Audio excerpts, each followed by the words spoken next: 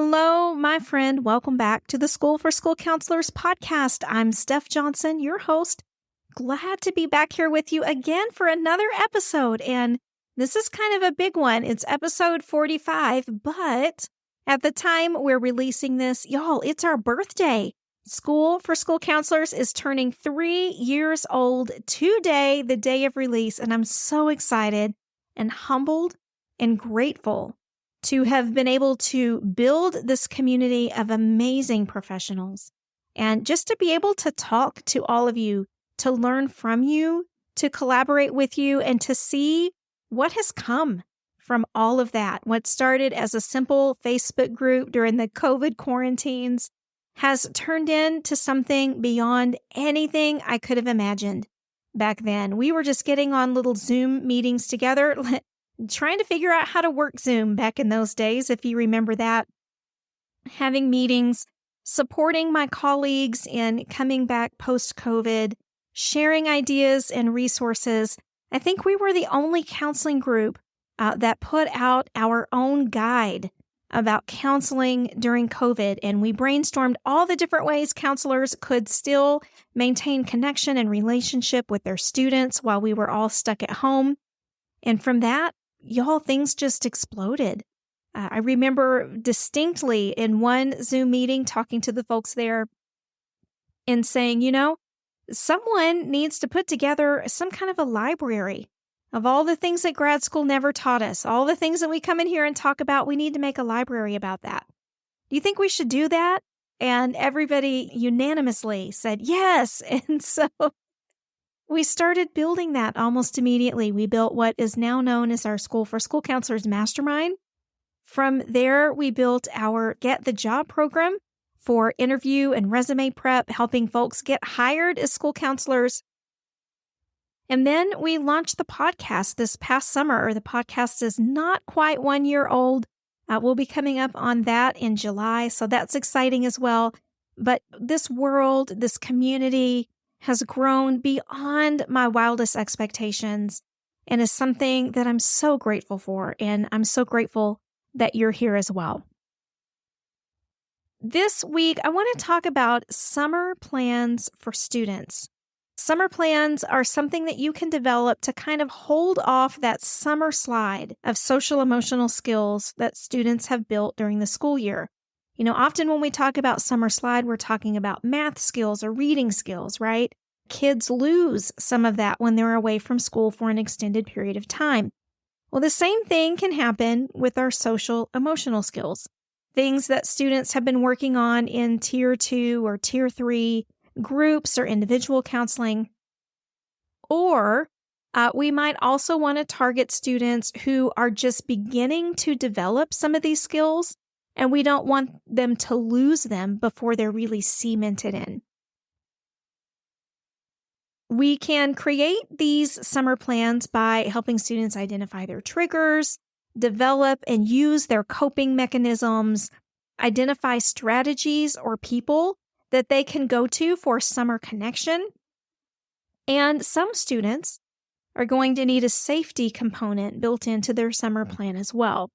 So we're going to jump into all of that in this episode. But before I do that, I always love to read a review for the podcast. But guys, we've run out of new reviews. Can you believe it? It makes me so sad.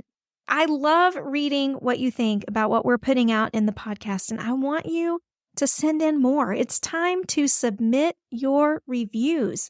So as an extra bonus, a little incentive for you this week, especially since we're celebrating our birthday, if you will go to Apple Podcasts to leave your review, you can certainly leave a rating in your podcast platform of choice, but it really, really helps us when we get those reviews in Apple. Be sure to screenshot it when you send it in, and then go submit it in our School for School Counselors Facebook group. We're going to be having lots of giveaways over there. We're going to have some office swag, some things for your office that you can use when working with your students, as well as some summer self-care swag for yourself. You're not going to want to miss it. All it's going to take is 2 to 3 minutes of your time. Leave us a quick review, just letting your friends and colleagues in the school counseling world know what you think about what we're putting out here. We want your honest review and feedback because it's going to serve to make us better, and that's going to make us help even more school counselors that might need some support. So thank you in advance. Go submit that review and then hop into our School for School Counselors Facebook group and share your screenshot. All right, so back to those summer plans. Why do we need to build summer plans? What's the need? That's going to be step one in developing summer plans for students, identifying the need. And let me be very clear here. These summer plans are not necessary for every student, but there are some potential situations where students may need a summer plan in hand. One might be if you anticipate a lot of isolation or loneliness for the student. These might be students that are looking at moving over the summer, students who have high mobility and have the tendency to move, even if they haven't told you, students who may be staying with family or relatives in another location. Perhaps they're going to be in a city or a town where they don't know a lot of people.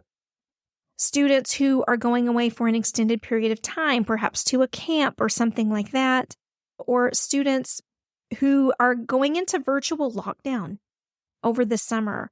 A lot of our students have parents that have to work all summer long, who don't have the means to hire a babysitter or get kids to a lot of summer camps. And so a lot of our kiddos are spending the summer at home behind locked doors, not able to go out because they don't have any adult supervision. And so a summer plan would be appropriate, I would think, for most of these categories of students. Another reason students might need a summer plan is if they're managing some mental health concerns. These might be diagnosed concerns or undiagnosed concerns. Perhaps you're just seeing a touch of something in them, right? And you're just kind of wondering if they're going to need a little bit more support during the summer. This would be a good time to develop a plan with them. Students who are going to experience changing family events, such as divorce, illness in a family that is going to cause anxiety or stress for the student. We want to make sure that they have the supports that they need, as well as students who are going to be in unstable environments, particularly those that are in unstable environments with little access to supports, right? And these are the kiddos that, maybe have some domestic violence in the home. Perhaps they have some antagonistic family relationships going on, those kinds of things, and they're not really able to get out and access outside supports like they can when they're in the school building each week. So we want to provide a summer plan for them, as well as students with too much unstructured time on their hands.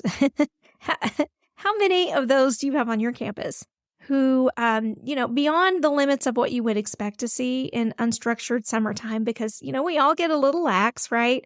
We all kind of let our timelines go to the wayside a little bit in the summer.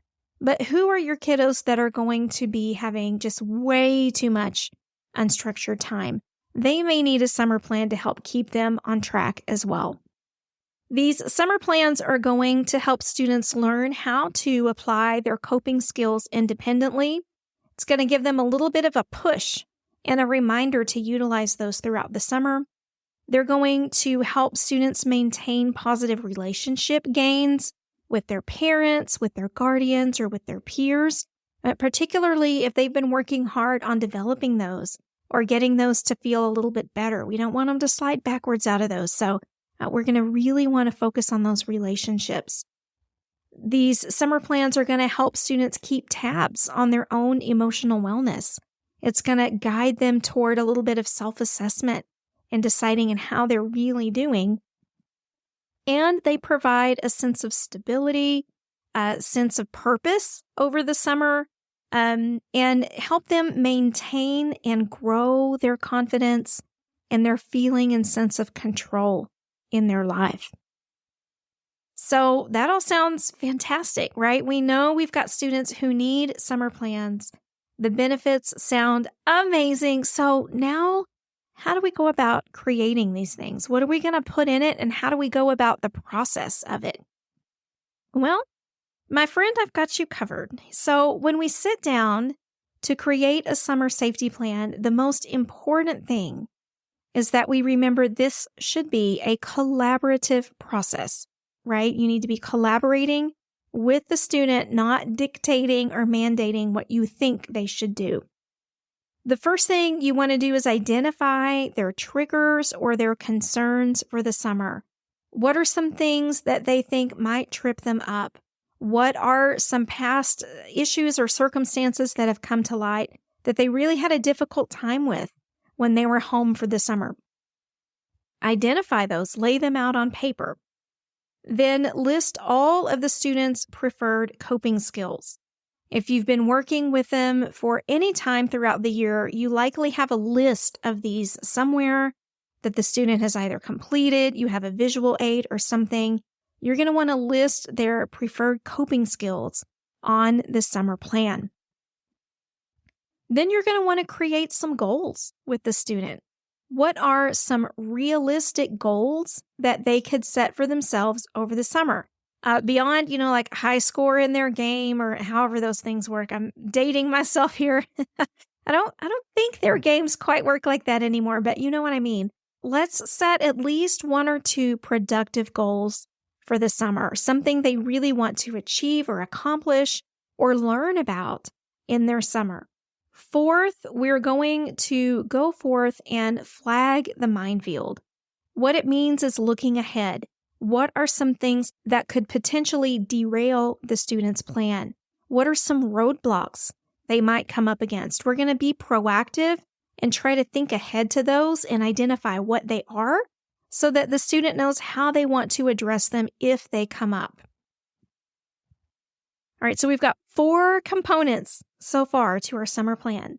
We have our triggers, our preferred coping skills, a list of summer goals, and we have flagged the minefield. Next, we're going to challenge the students to come up with a way to keep themselves accountable. This is a big one. So often we send students home with things over the summer, maybe not in counseling, but just in, work, summer book studies, those kinds of things. Teachers will send work home over the summer for students to complete, and maybe students are gung-ho for a week or two, and then it kind of fizzles out. They forget about it. They get interested in other things, right? So we've got to really think about the accountability piece for students. If we want them to really buy into this in maintaining these social emotional skills, how can we get them to self-monitor that? Some ideas might be collaborating with a friend, having a friend hold them accountable, setting up some kind of phone alert for themselves to remind them, oh yeah, that's right, I was going to write down 3 things I'm grateful for every night or something like that. Perhaps they're going to try some journaling, something like that, with the option of sharing it. Or maybe not. Maybe they journal for themselves. Again, they're going to customize this the way they want it set up. So just help guide them through the process, throw some ideas out and see which ones they pick up and run with. And then last, we're going to identify where they go when things go wrong. Where are the mental health supports that they can access if they have a need? Are those going to be trusted friends or relatives? Are those going to be some safe programs that they can get involved in? Maybe a place that they can visit, their local church or their local big brothers, big sisters, something like that, something they're involved in? Or do they need some scripted conversation openers where they feel like they have the ability to open a conversation about their needs and what they're experiencing? Sometimes asking for help is hard because we don't know how to start the conversation, right? And so helping students kind of script a generic conversation opener and actually writing it down can empower them to ask for the help they need when the time comes, whether or not they actually even use the script. So I think that's a great tool to provide students with over the summer. Then once you get all those down, you're going to send it home with the student. You might revisit it a time or two before they leave for the summer. Remind them that they have their summer plan and let them go forth and be autonomous. Let them go learn and build confidence in their ability to handle their situations, their ability to cope, and their ability to look forward and be optimistic about their futures. One caveat here, if you're working with students who are in those unsafe environments, right, you fear that things might get a little out of hand where they're going to be over the summer. Also be sure that you're providing them with a safety supplement for that, identifying their safe people and how to contact them, where to go for help if it's needed, and how to know when it's an emergency. Provide them with all of the important phone numbers and hotlines they might need over the summer if you think that safety is going to be a concern. We want to make sure we have them taken care of in that way. All right, so in building summer plans for students, this is just a recap of how we do this process. Identify your candidates and what their needs might be over the summer, because this doesn't need to be for every student. We need to consider the students' needs over the summer as well as the possible benefits of having a summer plan. If it's not going to be beneficial for them, there's no reason in creating one. Then if the student is a good candidate for a summer plan, we're going to collaborate together. We're going to be talking about triggers, coping skills, goals, obstacles and setbacks, how they're going to keep themselves accountable over the summer, and any additional supports that they might require. I think it's important as we talk through these summer plans and the appropriateness of these plans for our students, we need to remember that our goal is not to create students that are dependent on us. That is not what these summer plans are about. They're not also about, keeping connection between the counselor and the student over the summer. That is not the purpose of these plans. But sometimes, you've started counseling late in the year with the student. They're going to need a little bit more support in the skills they're developing. Some students are going to be living in situations where they're going to need that additional support and they're going to have trouble accessing it. And in situations like these summer plans could be an amazing idea. It's not about tethering them to you. It's about teaching them the skills they need to let go of you. If you need a template for a student summer plan, guess what? I gotcha. I've got one posted on our website right now. All you have to do is head over to schoolforschoolcounselors.com/summer plan, and we've got a template right there for you. You can download it, print out as many as you need, and start creating your summer plans with your students. All right, I hope this was helpful for you as you think ahead to summertime. Oh, glorious, glorious summertime. Y'all, we are due for a break. It has been a crazy school year, and I'm sure you're all just as tired as I am. Keep heart. The finish line is in sight, and we want to make sure we've got all of our school friends taken care of before we go off to sip margaritas by the pool, right? But before you go download your summer plans, don't forget, go submit your podcast rating or review for your summer school counselor relaxation swag opportunity. Head on over to our Facebook group, School for School Counselors, for more information. I would love to see you snag something amazing. All right, lots of stuff for you this week, lots of prizes, lots of summer plans for your students. It's going to be a great week, my friends, and I want to thank you again for the work that you do each and every day, especially this time of the year. It tends to feel a little more thankless, right? A little more grueling and a little more intense than a lot of the rest of the year, but I want you to know that what you're doing makes a difference. You may not see it, you may not hear about it, but my friends, it is vital what you're doing in our schools. And I am so proud to count myself one among many amazing professionals. Take care of yourself this week. Take a deep breath. You've got this. Go create those summer plans for your students, and I will see you for our next podcast episode. Have the best week ever. Take care.